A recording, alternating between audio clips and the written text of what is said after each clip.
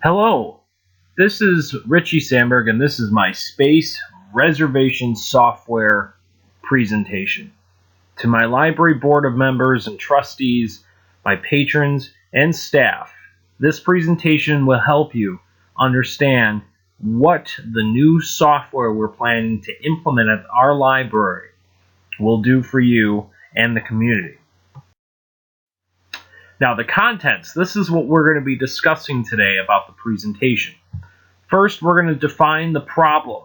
Why are we doing this presentation, and why are we planning to change the current reservation software? We're going to outline the project plan.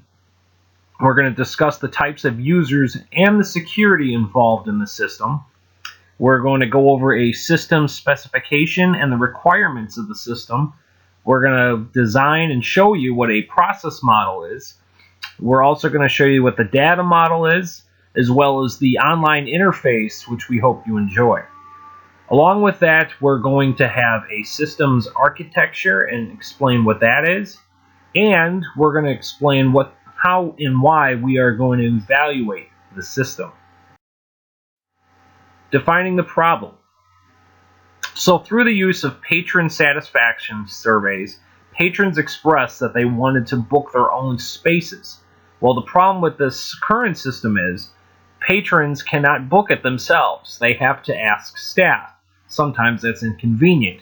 Staff oftentimes will get phone calls, emails, or in-person requests when the patrons themselves would also like to do the same exact thing. The current software, however, does not allow for patrons to book their own spaces themselves. So the goal of this project and the plan is to actually develop a software similar to what we currently have, though allowing and implementing the idea of having patrons book their own reservations through their web, design server, whatever they want to use, or through a mobile device. Now, the IT department and systems analysis will conduct a plan. Staff interface must be built. Patron interface must be built. Now, a list of requirements must be defined, and this is supposed to be a 5-day estimation, we expect. Now, the process model must be made as well, which we believe is a 7-day estimation. Data design, and this is how we believe the data will come out to be. This is going to be a 7-day estimation. Programming, now we are going to program this in a web browser and a mobile interface. Now we estimate this would be a 60-day completion. The user interface, which is a separate interface for staff, patrons, and administrator, we expect is going to be at least the 60-day project included in the program. Security. There are different access types and what users will be able to do. We estimate that this is going to be a 7-day project.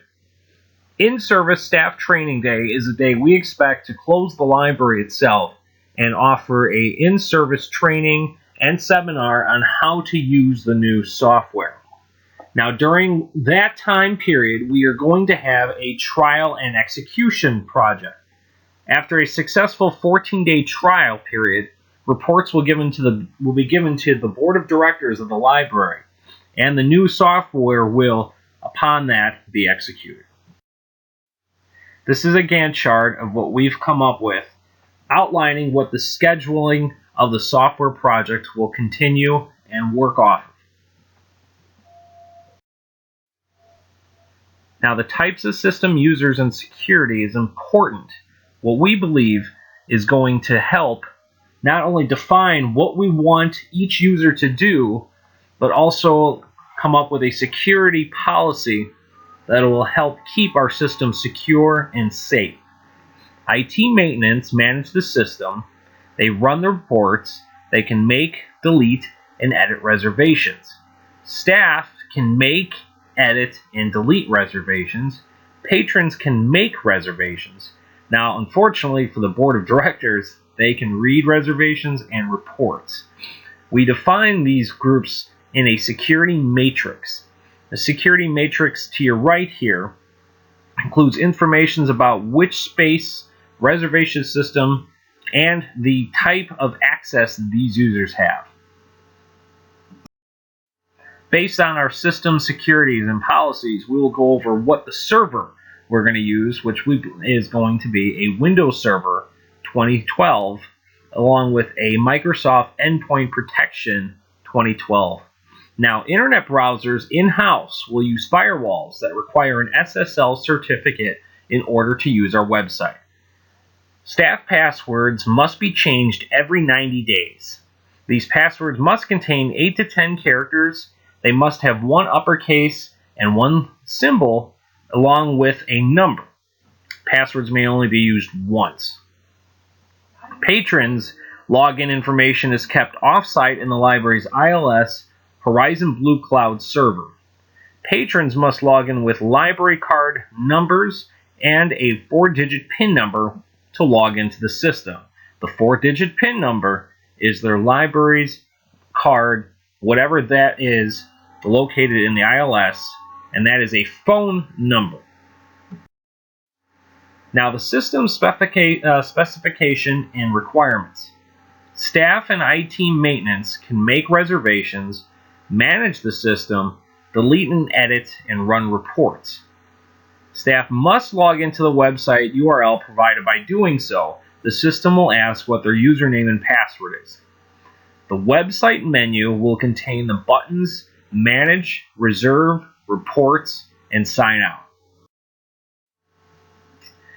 Now, staff, they can manage in the reservation calendar, and they may delete reservations or extend time. They may also reserve the calendar spaces, and which is very similar to what the patrons will see. A space can be chosen and reserved based on availability. Reports are only open to IT and maintenance only. Each month, a report can be generated which spaces are booked, how long, the duration, and based on user statistics, these will be placed in the board packets. Continuing on, patrons must have a valid library card. The library's ILS will be able to tell if the system itself what patron is using it and if they're in good standing. The library website will contain a button URL to the space reservation software, which will allow the patrons to click on this button, and then that will forward them to the calendar. Patrons may be able to reserve through a mobile computing device or a physical PC computer or an Apple computer. Patrons will log in with library card numbers, a 4-digit PIN number, which is the last 4 digits of their phone number. The system will validate the patron's record using this ILS. The reservation calendar will appear, and the patron must select spaces they want to reserve, the time, and day. The system will fill in the patron's information number based on the information that was placed in the ILS. Patrons must confirm reservations. Confirmations may be emailed or printed if the patron decides to do so. The system, however, as a note, will make a reservation in accordance to the library policy. Now, a process model, through the use of flowcharts with explanation, will conclude what each system does, the order of actions, functions, and how it works. Flowcharts include the patron, staff, and IT maintenance management and reports models. Now, the process model for the patron is very simple. The patron logs into the system validates the patron's library card, and if validated, it will bring them to the next tier, which is the calendar. However, if unsuccessful, the system will ask the patron to attempt to log in again. Now, once the calendar appears after a successful login, the patron will select the time, space, and day they want to reserve. If the reservation is correct after the space has been reserved, the patron clicks Confirm the reservation. The system then stores this reservation in the reservation database. The system will ask if the email of the reservation wants to be sent to the patron or printed confirmation. Though if the email printed or not, the system will ask the patron if they want to return to the library homepage. If the library homepage is chosen, the system will redirect the user to the homepage. Though if the user does not wish to do any of this, they may just close the browser or leave and the session will time them out. Now for staff, it's a bit different. However, the staff will use a URL given to them by the library IT maintenance staff who made the project itself. Now the staff will log in with a unique username and password. Now once the login is successful, they will be given a page where they will see a series of buttons. Buttons will ask if the staff wants to reserve, manage, or delete a reservation. If the reservation is selected, staff will follow the same process as the patrons. Now, the only other options that are given, which are completely different from patron view, is a manage or delete option. This option is chosen if the staff wants to do this. They're redirected to a calendar with buttons of reservations already made. The staff must check or uncheck the reservations to delete or add on time to their current reservation. Once checked or unchecked, staff may click delete or click edit to make the change. The system based on the selection will update the changes in the reservation database. Now the IT staff have a bit of a different process, though they are the same as the regular staff users. However, IT maintenance staff will have their own unique username and password because they are administrators. They may create, delete, or edit reservations the same as regular staff members. The only difference is they have a reports button. The reports, if chosen, IT staff must select the month, the day, and the year they want to view user space statistics. Once the day and year are chosen, the system will extract statistics from the database.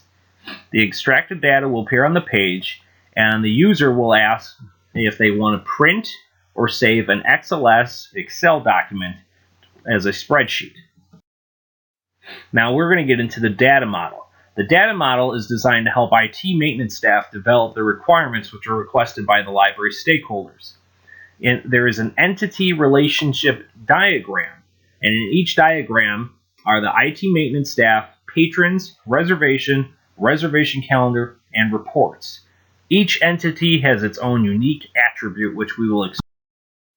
IT maintenance responsibilities include managing, creating, editing, and running reports. The relationship is a reservation calendar. The attributes are quite different, though not very different, are the IT maintenance ID and passwords. Staff are responsible for creating, managing, and editing reservations. They are also relationship-wise to the reservation calendar, and their attributes are staff ID and staff password.